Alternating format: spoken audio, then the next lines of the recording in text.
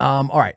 So let's talk about Patty Jenkins and the apparent return of Star Wars Rogue Squadron. This is something that's a little creepy. Kind of came out of nowhere, in my opinion, because what in the ever-loving heck is going on with this one?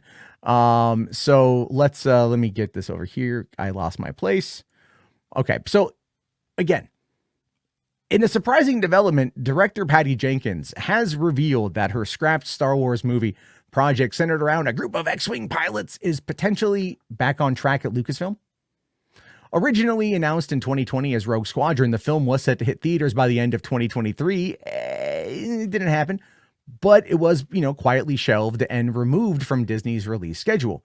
Jenkins divulged that the unexpected news during a recent podcast appearance, stating that after she had parted ways with Lucasfilm to pursue a third Wonder Woman movie, the two sides eventually circled back and finalized her deal to revive the Star Wars project once Wonder Woman fell through the cracks.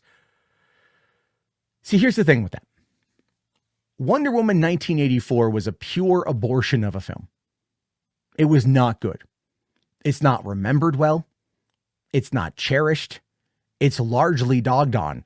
And it was a waste of money. It fundamentally hurt the Wonder Woman branding even more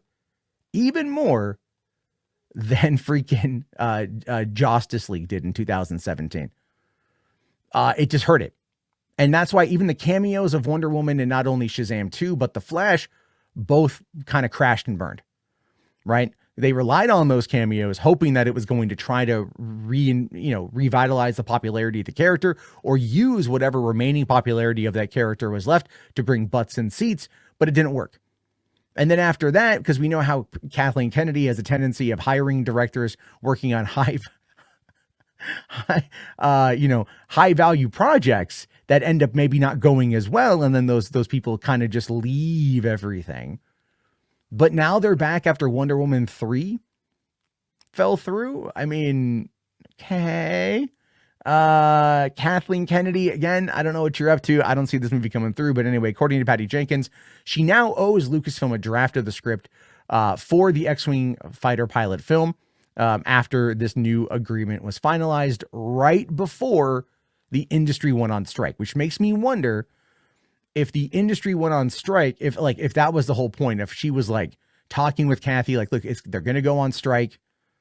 You're going to need to have a project in the works or signed on or whatever before we get, whenever, let's get working on this thing. Maybe I'm wrong on that. I'm not too sure because ultimately everything is pretty light on the specifics, but Patty did make it clear that the Rogue Squadron concept is still very much alive and in active development.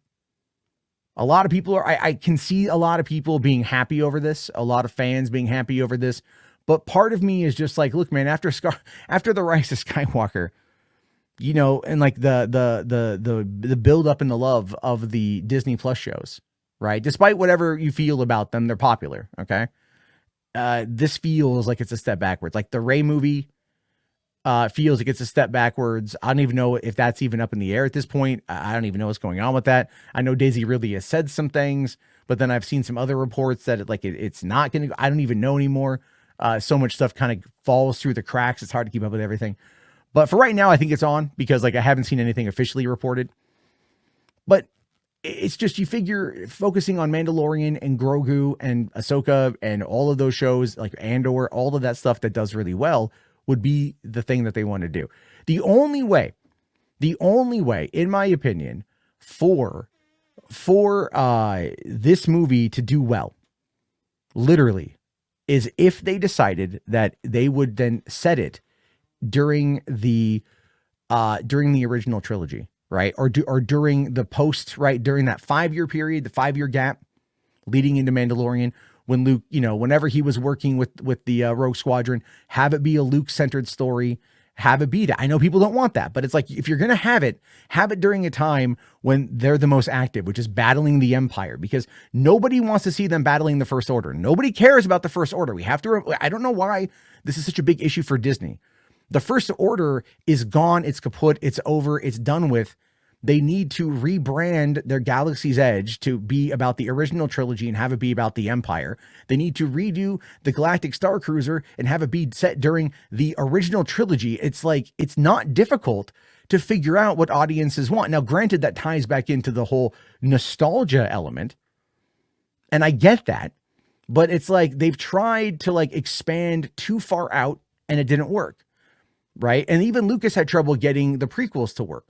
But there's a lot of ground in between the original trilogy, both right before and right after with Mandalorian, that is rife for good storytelling. As we've seen with Andor, as we've seen with Mandalorian, as we've seen with Cal Kestis in the Jedi Survivor games, as we've seen with everything that they've been working on. We know the level, like the timeline from beginning to end of what's going to work. And unfortunately, it's not, I don't know. It's not doing everything. I don't know what they're going to do. I just think this is like a dead idea that should have stayed a dead idea. Tales from the Hood here says Kathleen Kennedy strikes again.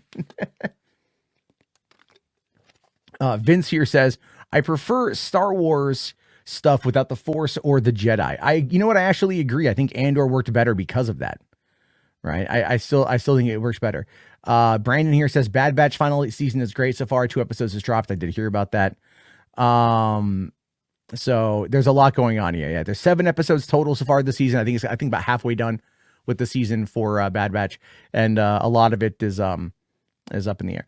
So yeah, there's that. Samir says I think that they would need to scale back output and make Star Wars rare and special. They want to do that theatrically. I don't think Star Wars needs to be every 6 months. Right. But you could do once a year. You could do once a year and have it be okay. You could make that work. It could be a thing. I think that would be all right. I think you could do movies like that and have it all kind of tie together, which is what they want to do anyway. But it's like, for some reason they get cold feet, or their marketing departments or some department is like, just like, this is what Kevin Feige did well. He leaned into everything and it worked. But these other companies are so afraid to lean into it, especially DC. Like, my God. But I don't want to get into that. I don't want to get into that subject.